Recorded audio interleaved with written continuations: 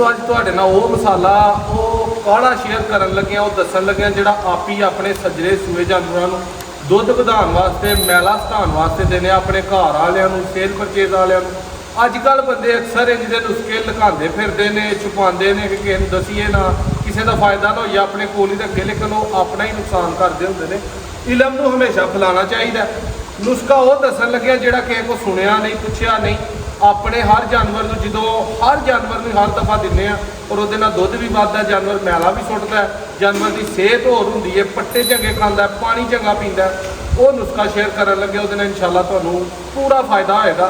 तो फायदा होने तो बाद तुहां कमेंट च दसना है कि नादर भाई तुहाडे वाला नुस्खा लाया तो फायदा होया। हर चीज़ तुहानूं वीडियो च दसनी है बिल्कुल सादा जिहा नुस्खा है 3 तो 4 चीज़ां तुसीं लैणियां। काढ़ा सामने बनन दिया भाई जरा करीब आओ काढ़ा वहाओ बनता सामने तैयार होने दिया मुकम्मल तुहानूं दसना है की ये पिया नाल वीडियो तुहाडे सामने नज़र आती जाएगी हर चीज़। सब तो पहले दोस्तों तुसीं पानी ले लैना तकरीबन एक जानवर का तुहानूं नुस्खा दसन लगा मैं वैसे चौं दा बनाण दिया। एक जानवर वास्ते तुसीं 1 किलो पानी ले लैना उन्होंने उबाल लेना बर्तन च पा के चंगी तरह गर्म होइए वो तुसीं अध पा दद रोई दियां जिहड़ियां फुल कौड़ियां मर्चां ने वो पानियां ने अध पा गर्मी च ते पा सर्दी दे विच ये दो गल्लां जेहन च रखनियां। उन्होंने तुसीं 1 घंटा कम अज़ कम पकाना है पानी की होर जरूरत पे थोड़ा जिहा होर पा लेना पका के उन्होंने अच्छे तरीके दे नाल 1 घंटे बाद तुसीं उहदे विच पा डालडा या देसी घ्यो जमा कर देना। उन्होंने तुसीं 15-20 मिनट उन्होंने भी अच्छे तरीके नाल पकाना जिहड़ियां मर्चां ने दद अच्छी तरह भुज जान ठीक है पक जान। पकन तो बाद उन्होंने तुसीं थल्ले ला लेना ला के उहदे विच तुसीं 50 ग्राम टाकी जिन्हों आंदे ने मोटी इलाची इंडियन जिहड़ी सब तो अच्छी है तकरीबन 1500-1600 रुपए की पा मिलती वो 50 ग्राम तुसीं ऐड करनी है। वो मिक्स करके तुसीं नालां दे नाल ज़ुबान भरे बगैर जानवर अपने नूं दे देना। देना किनू किनू है मझ नूं दे सकते हो गवां नूं दे सकते हो गब्बन जानवर नूं ये नहीं देना अपनी खांगड़ नूं दे सकते हो जिहड़ी दुध दिंदी होए। उस तो बाद ये असल नुस्खा है जिहड़ा ना सजरियां सूइयां वास्ते जिन्होंने 10 दिन हो गए हो 10 दिन तो पहलों नहीं है नुस्खा तुसीं देना। अगर दोगे तो जानवर कच्चा मैला सुटन लग पेगा जानवर अंदरों हीट अप होइएगा।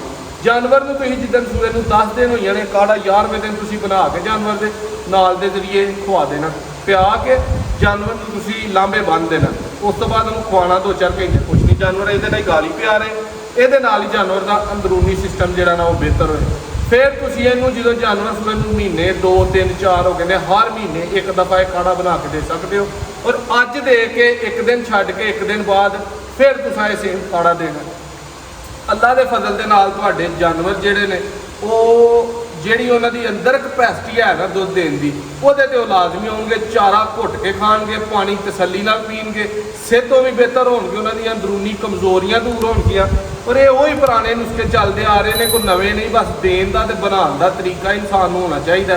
वो वीडियो जो भी असीं बनाने लाइव तुहानूं सामने नज़र आ रहा असीं भी वो बाहरों नहीं सीखा अपने बड़ियां को अपने दोस्तों को जेडे सीनियर ने सीख के इस्तेमाल करीदा उसका कोई फायदा होए तो भरावां नाल शेयर कर देईदा कि यार असीं इन्ना फायदा लेंदे रहीए तुहाडा भी फायदा होए।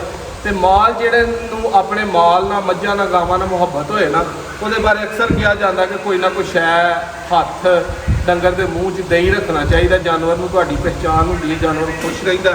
गर्मी दे विच आपिया ही बनाईदा ये कोल गल करदिआं भी एडा कौड़ा है कि साह दे विच जिहड़ा ना वो मिर्च का धुआं पैंदा ते गल नहीं सही हुंदी। ते हुण तैयार हो गया इस तो बाद जानवर नूं देण लगे वो भी वीडियो लाइव तुहानूं नज़र आती होएगी। वीडियो अच्छी लगे शेयर लाजमी करो किसी भाई नूं समझ ना आई होए वीडियो दोबारा वेख लियो नहीं तो WhatsApp से रबता कर लियो 0324 81 अपना नंबर है सियालकोट लोकेशन है। काम अपना तुहानूं पता है नैट ते सेल परचेज है।